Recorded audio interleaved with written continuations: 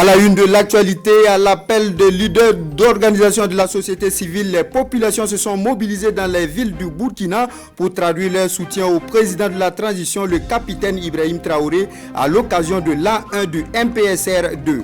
Dans cette édition, des meetings et marches de soutien à Ouagadougou, à Bobo-Dioulasso et à Gawa, suite au bilan de la gestion du pouvoir jugé satisfaisant. Vous entendrez les organisateurs dans cette édition. A1 du MPSR 2, nous poursuivons la série des bilans avec le volet économique. Toutes les réalisations au plan économique sous la transition à voir dans ce 13h.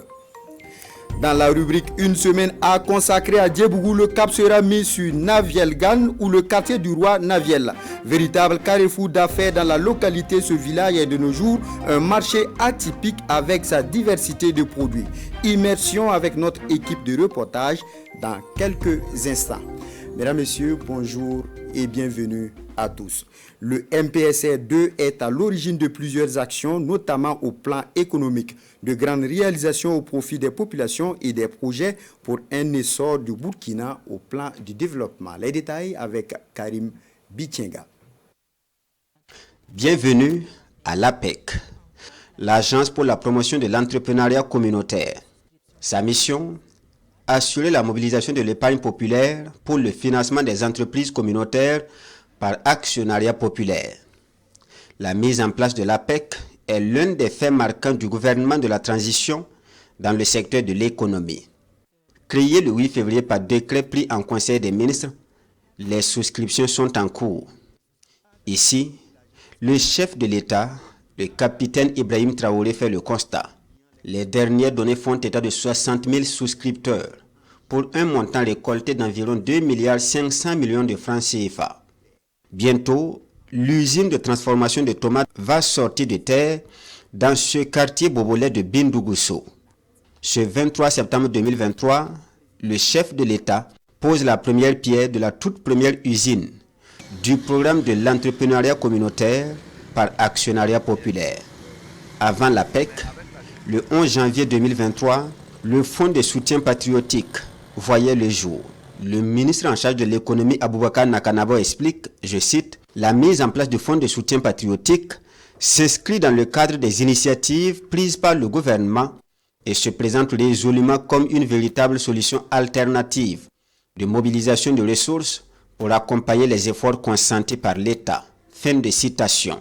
Au 31 août 2023, le montant des ressources mobilisées au profit du Fonds de soutien patriotique est de 34 980 743 686 francs CFA, selon les données du Conseil d'orientation publiées à l'occasion de sa 3e session ordinaire. Le Fonds de soutien patriotique est alimenté par des contributions volontaires et des taxes instituées pour la circonstance. Autant il faut mobiliser les ressources, autant il faut en créer. Là encore, l'engagement du gouvernement de la transition se veut constant. Parmi les dispositions prises à cet effet, il y a les mesures d'incitation fiscale et douanière au profit des petites et moyennes entreprises. La loi relative est adoptée par l'Assemblée législative de transition le 18 juillet 2023. Plusieurs facilités sont accordées à la catégorie d'entreprises concernées. Par exemple, les petites entreprises nouvellement créées sont exonérées du minimum forfaitaire de perception au titre des 2 premiers exercices d'exploitation. Autre trouvaille du gouvernement de la transition, la rationalisation de la gestion des véhicules de l'État. L'adoption du décret le 7 juin 2023 vise la maîtrise des charges de gestion du matériel roulant et le train de vie de l'État. Au lieu de 2 ou 3 véhicules, il est dorénavant affecté à chaque ministre, au président d'institution, un seul véhicule. Les autres véhicules sont mis dans le parc central de l'État. La réduction du train de vie de l'État, c'est également l'abrogation des décrets du 15 avril 2022 portant modalité de rémunération du président du FASO, du Premier ministre, des présidents d'institutions et des membres du gouvernement. Leur abrogation a entraîné de facto une diminution des salaires des personnalités concernées. Nonobstant l'adoption du nouveau décret, le président de la transition, le capitaine Ibrahim Traoré, a décidé de renoncer aux émoluments liés à sa fonction et de conserver son salaire de capitaine des forces armées nationales expliquera le ministre porte-parole du gouvernement, Rim Talba Jean-Emmanuel Ouedraogo, à l'issue du Conseil des ministres du 16 novembre 2022. La promotion de l'économie nationale, ce sont aussi les accords signés ou dénoncés. Le dernier en date est la dénonciation de la convention de non-double imposition entre le Burkina Faso et la France, vieille de 58 ans. Une convention censée être gagnant-gagnant, mais à l'arrivée, improductive pour le Burkina Faso, faute d'entreprises burkinabè établies en France. Conséquence, le Burkina Faso cède son droit d'imposition et perd entre 40 et 50 milliards de francs CFA par an, foi du ministre en charge de l'économie. Ce montant va donc passer de perte à profit pour le trésor public burkinabè dès 2024. La dénonciation prendra effet à partir du 8 novembre prochain, soit 3 mois après sa signature.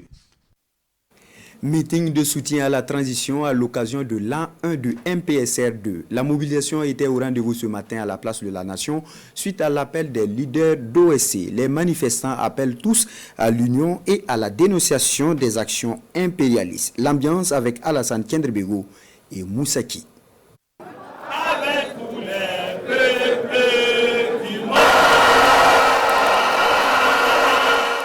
L'hymne national du Burkina entonné à cœur à la place de la Révolution à Ouagadougou. Un défilé avec des drapeaux du Burkina, du Mali, du Niger et de la Russie. La mobilisation de soutien à la transition à Ouagadougou ne laisse place à aucun doute. Des slogans et des affiches. Les militaires pourris, les FDS pourris, à bas, la patrie ou la mort. Pour ces manifestants, la transition a besoin du soutien du peuple burkinabè. Nous appelons donc à l'union sacrée derrière le capitaine Ibrahim Traoré, président de la transition, afin qu'il puisse entamer le processus de changement de notre constitution actuelle, eu égard des opportunités du moment, qui sont celles de sa neutralité, du non-corporatisme politicien et également de l'indéterminisme avéré du futur de la direction politique de notre État. Chose qui est d'ailleurs reconnue par bon nombre d'intellectuels burkinabè. C'est pourquoi nous avons l'obligation de nous unir pour dire non aux ingérences extérieures dans les affaires intérieures de notre nation. Non à la manipulation des populations engagées du Burkina Faso. Nous allons dire oui aujourd'hui à la nouvelle constitution. Leader d'OSC, chefs coutumiers et religieux, tous ont apporté des bénédictions aux autorités de la transition. Une détermination sous un soleil de plomb, avec des artistes qui tiennent ici en haleine le public. Vraiment, et demain après demain, on est toujours avec les autorités de la transition. On le souhaite beaucoup, On veut que ça soit meilleur plus que ce qu'ils ont fait. Voilà, ils ont fait le meilleur, mais nous, on veut que ça soit plus meilleur que ce qu'ils ont fait. Ce n'est pas Ibrahim Traoré qui est au pouvoir. C'est pas Ibrahim Traoré. C'est le peuple burkinabé. C'est le peuple burkinabé qui dirige ce pays-là. Ce n'est pas un individu. On a confiance à ces militaires-là et on sait qu'ils vont accompagner cette transition parce que c'est le dernier recours. Nous les encourageons. Qu'ils aient le courage, nous sommes avec eux. Jour et nuit, nous sommes avec eux. Nous ne dormons pas. Nous allons les aider jusqu'à ce que cette guerre finisse. Ces manifestants se disent être héritiers de Thomas Sankara. Ils appellent tout le peuple burkinabè à s'engager derrière la transition pour un développement endogène. Condition sine qua non pour la souveraineté du Burkina Faso.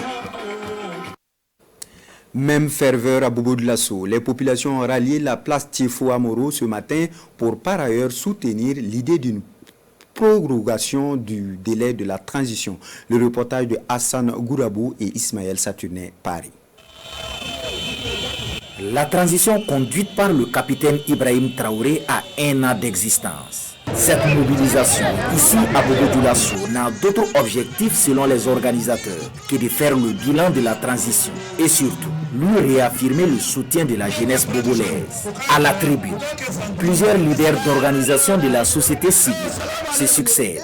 Les victoires engrangées dans la lutte contre le terrorisme, l'acquisition de matériel militaire, le recrutement des volontaires pour la défense de la patrie, la diversification des partenaires du Burkina, l'actionnariat populaire sont entre autres les sujets phares sur lesquels les interventions ont porté.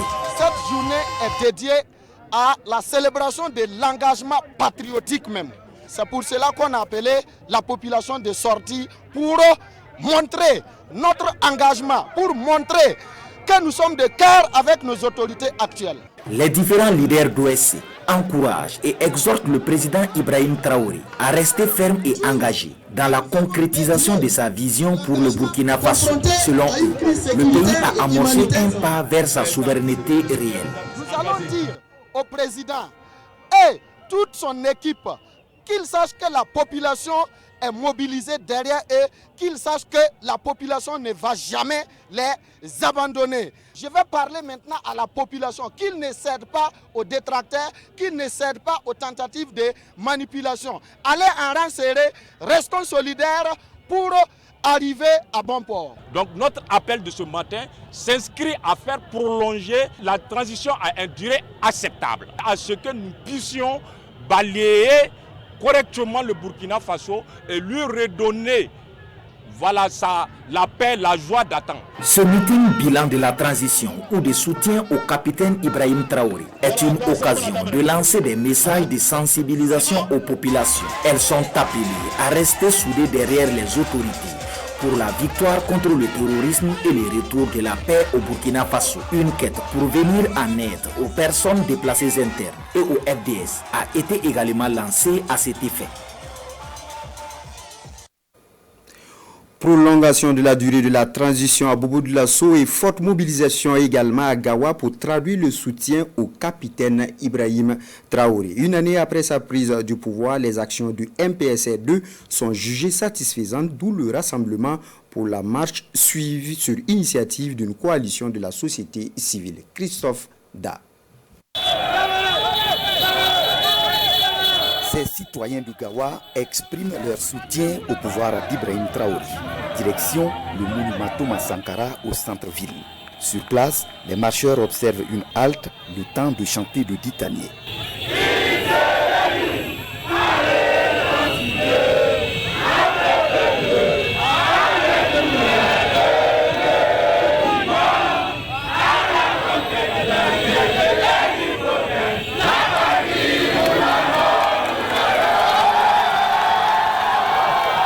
Les marcheurs font le tour du centre-ville, puis retrouvent leur point de départ, la place de la Nation. Dans cette mise en scène, les manifestants expriment leur rejet de l'actuelle constitution du Burkina Faso. Si vous n'avez pas le droit de chercher un autre pays, si ce n'est pas la France, vous allez...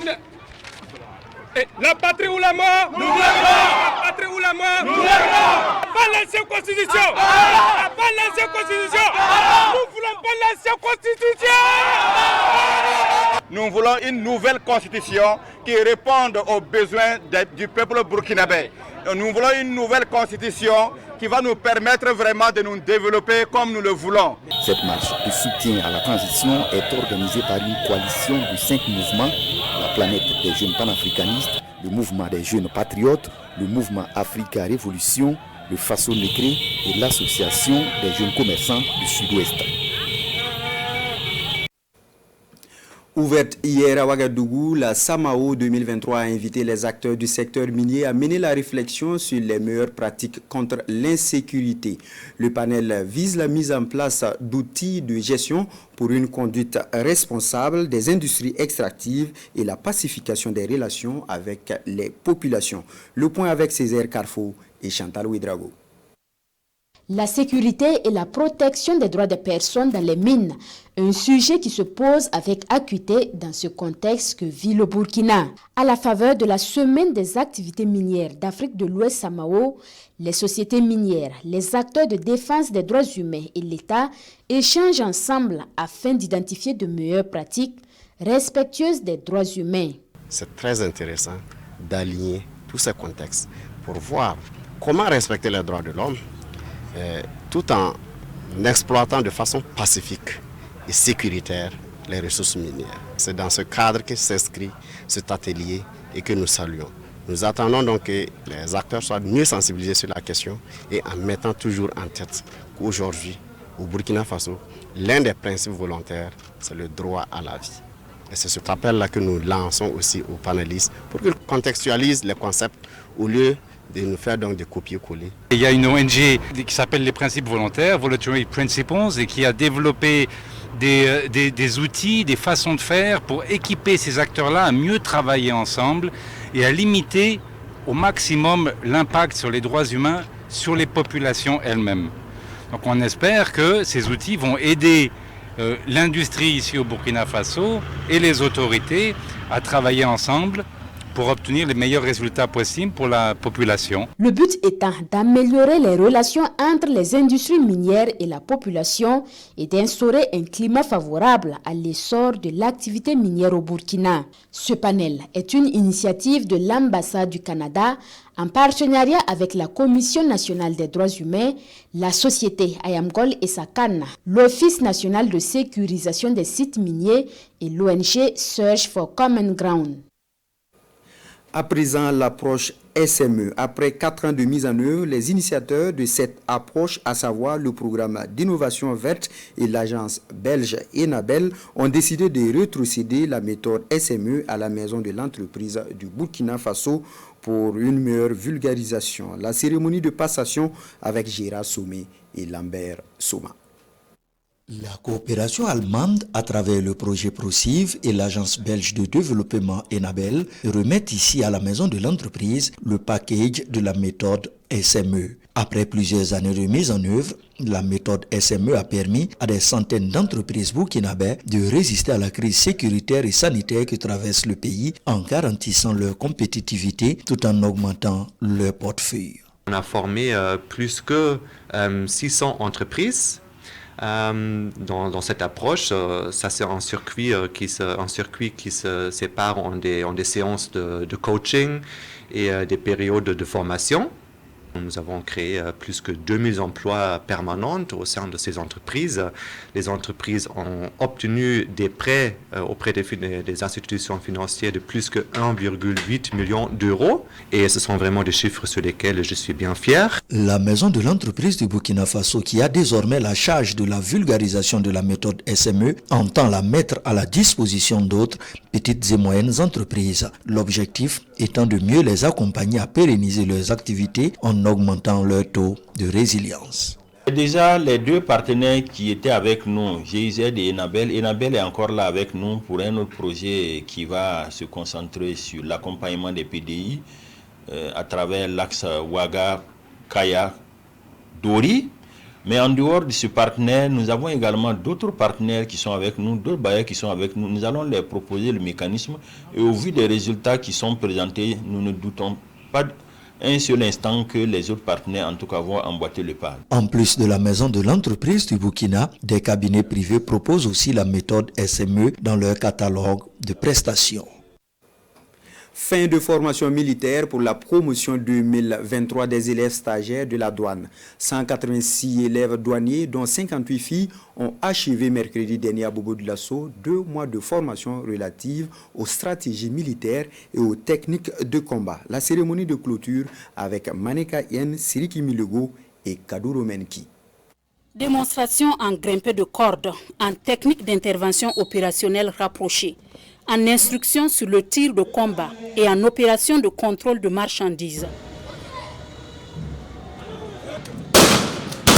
Une démonstration qui a séduit plus d'un à cette cérémonie de fin de formation militaire initiale ici au GIFA, groupement d'instruction des forces armées.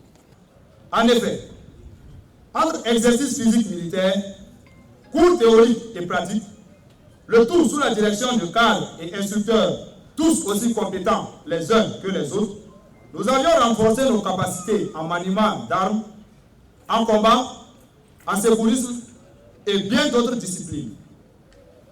Conscient du contexte actuel de notre pays et avec une ferme volonté de s'engager efficacement dans la lutte contre le terrorisme, C'est donc avec beaucoup d'intérêt et d'implication que nous avions accueilli et assimilé ces enseignements. Désormais aptes pour certaines pratiques militaires spécifiques, comme le maniement des armes, le secourisme et le combat. Leur contribution est beaucoup attendue sur le terrain et le premier responsable du GIFA les invite à avoir comme boussole la quête permanente du perfectionnement. Chers stagiaires, soyez fiers de la formation que vous avez suivie dans l'enceinte du groupement d'instruction des forces armées, car elle vous a donné des atouts importants pour votre vie professionnelle. Cependant, elle ne saurait être un accomplissement. La remise en cause permanente et la quête perpétuelle du savoir doivent être votre boussole. Soyez toujours humbles. À ce propos, Alfred Tennyson nous enseigne que la vraie humilité est la mère de toutes les vertus. Le présent contingent est fort de 186 stagiaires douaniers, des stagiaires qui viennent du Tchad, de la Centrafrique et du Burkina Faso.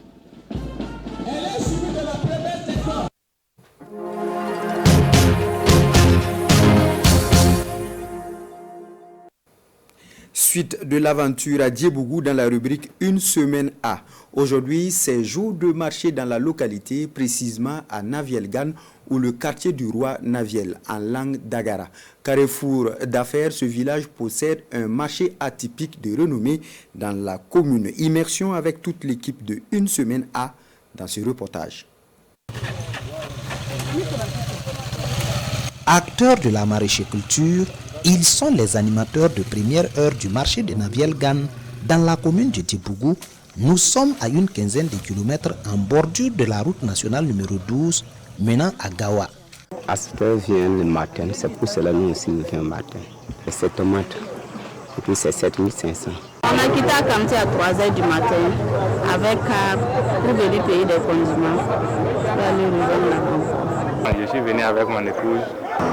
On a quitté le matin à 3h, tôt le matin, pour pouvoir arriver ici vers les 5h, 6h. On paye ici pour aller devant Nagawa. Plus tard, les autres marchands arrivent et progressivement, le marché prend forme. Mais il faut attendre aux environs de 13h pour voir le marché de Naviel-Gan dans toute sa diversité. Particularité de ce marché, de la matière première de produits locaux, aussi transformée en mets et vendue à des prix sociaux. Un beignet à 5 francs CFA, une boule de beurre de karité à 25 francs. Et l'un des plats vedettes, le voici. Des beignets aux feuilles de moringa et un plat de soupe à côté. Votre équipe vous en dit des nouvelles.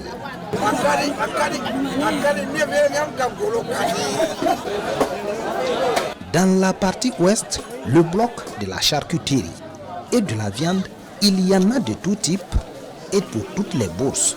Avec 100 francs, l'on s'offre un bon morceau, sans oublier de goûter voir. Ah oui. Ça là c'est le mouton. Ça marche, mais chaque jour c'est marché, on vend ça. Voilà, c'est propre, ça marche. Un marché sur fond de promotion des savoir-faire ancestraux. C'est une vision déclinée par les responsables du marché. Vous allez remarquer que tout ce qui se vend, tout ce qui est produit, c'est le naturel. Nous avons plus de ce qui est naturel que moderne. Ce choix est dû au fait que la culture même a de l'ampleur. La culture est beaucoup plus conservée dans le sud-ouest et plus particulièrement dans notre village, Naviel-Gan. Donc ça fait que nous sommes encouragés en tout cas à garder la culture que nous avons héritée de nos parents. Des entrées de devises également pour la commune de Djebougou. Et ce marché de Naviel-Gan, franchement, a une très grande importance dans les activités commerciales au niveau de Djebougou. Et ça nous permet vraiment d'augmenter vraiment les fonds propres de la collectivité. À partir de 16h, le centre d'intérêt du marché se déporte dans sa partie sud-ouest, avec l'entrée en jeu de nouveaux acteurs. Aux environs de 18h, le marché se vide progressivement. Prochain jour de marché de Naviel-Gan dans 5 jours. Voilà qui referme cette édition. Merci de nous avoir suivis. Bonne suite de programmes sur la télévision du Burkina.